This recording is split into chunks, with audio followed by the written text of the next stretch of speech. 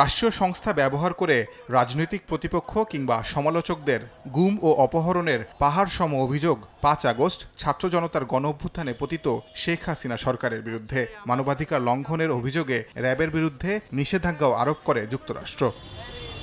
গত ১৬ বছরে RAB, police সহ আইনশৃঙ্খলা বাহিনীর হাতে কত গুমের ঘটনা ঘটেছে তা তদন্তে অবসরপ্রাপ্ত বিচারপতি মইনুল ইসলাম চৌধুরীর নেতৃত্বে মঙ্গলবার একটি কমিশন গঠন করেছে সরকার। ৫ সদস্যের এই কমিশনকে ৪৫ কার্যদিবসের মধ্যে প্রতিবেদন জমা দিতে হবে।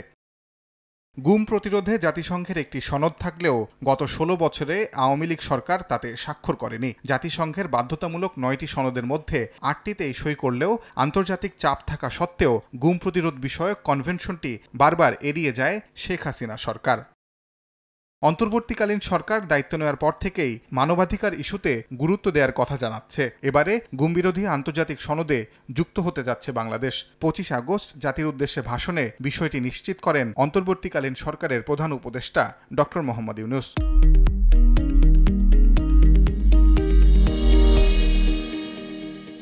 হত্যাকাণ্ড, গুম, খুন, অপহরণ এবং আয়নাঘরের মতো চরম ঘৃণ্য সকল অপকর্মের ন্যায় বিচার নিশ্চিত করা হবে।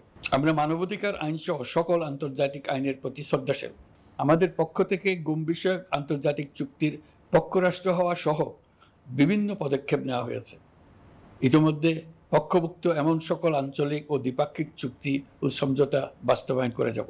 সূত্র জানায়, গত কয়েকদিনে পররাষ্ট্র মন্ত্রণালয়ে গুম বিরোধী সনদ সইয়ের বিষয়ে ২টি আন্তঃমন্ত্রণালয় বৈঠক হয়। আগামী ৩০ আগস্ট গুম বিরোধী আন্তর্জাতিক দিবসের আগেই এই সনদে যুক্ত হতে চায় বাংলাদেশ। তাজওয়ার মাহমিদ, সময় সংবাদ, ঢাকা।